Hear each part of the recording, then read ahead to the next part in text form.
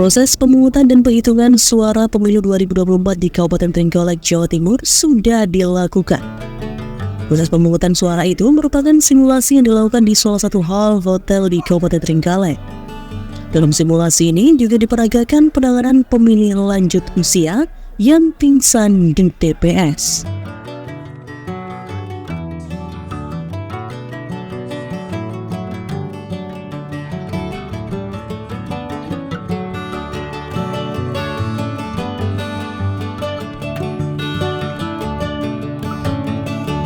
Ketua KPU Trenggalek, Gembong Derita Hadi mengatakan bahwa simulasi ini bertujuan untuk melatih petugas dalam melaksanakan pemungutan dan penghitungan suara secara profesional.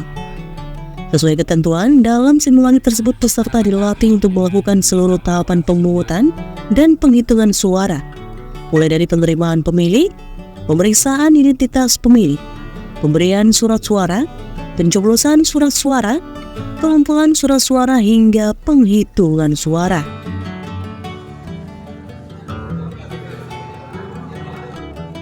Ini itu adalah proses pemungutan dan penghitungan suara di TPS.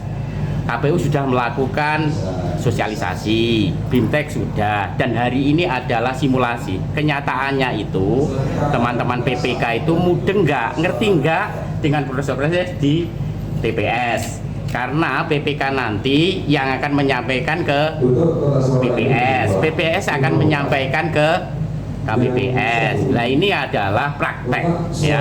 Nanti kita evaluasi dan ini kita videokan. Nah, kalau memang ini nanti ada pembenahan dibenahi dan nanti akan dijadikan rujukan KPU. Nah, kayak gini loh prosesnya di TPS, bisa di-share ke media, bisa ke masyarakat sebagai pembelajaran proses pemungutan dan penghitungan suara di TPS, terutama pemilih. Jadi pemilih itu diharapkan dari KPU sebelum memilih itu tahu proses-proses pemungutan dan penghitungan di TPS begitu. Sementara itu, salah satu komisioner KPU Trenggalek Istati Indavia mengatakan simulasi ini juga bertujuan untuk mengetahui waktu yang dibutuhkan untuk melakukan pemungutan dan penghitungan suara. Sesuai hasil simulasi dalam kondisi normal tanpa antrian, proses pemungutan suara masing-masing pemilih membutuhkan waktu sekitar 4 menit. Jadi untuk pembuatan TPS itu dengan durasi 10x8 atau dapat menyesuaikan keadaan terkait dengan aturannya. Jadi di sini paling tidak kita tahu bahwa pemilih itu ketika datang mulai masuk sampai pada memberikan suaranya sampai pada selesai keluar itu butuh berapa menit. Dan tadi rata-rata kalau pemilih yang normal 4 menit sudah selesai tanpa antrian ya. Terus kemudian ketika proses pemungutan sudah selesai, dilanjutkan penghitungan di TPS itu paling cepat pukul 13. Tapi nanti juga bisa menyesuaikan kalau menata dulu atau istirahat sebentar itu juga boleh, kemudian mempersiapkan proses penghitungan suara. Penghitungan suara nanti akan dimulai dari jenis pemilu presiden dan wakil presiden, lanjut DPR, DPD, kemudian DPRD provinsi sama DPRD kabupaten. Yang jelas beberapa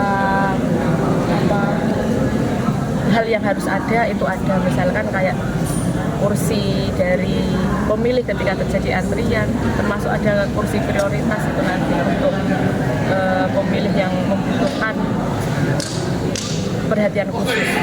Terus termasuk tempat bilik suara. Jadi tempat bilik suara itu kan membelakangi.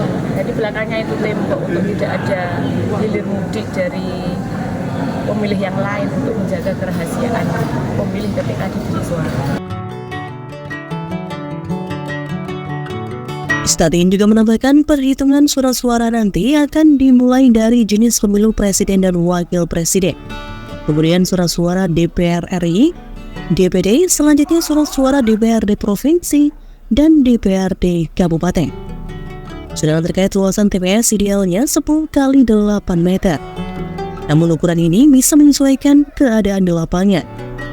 Beberapa perlengkapan yang harus ada, diantaranya kursi untuk pemilih ketika terjadi antrian, hingga kursi prioritas untuk pemilih yang membutuhkan perhatian khusus.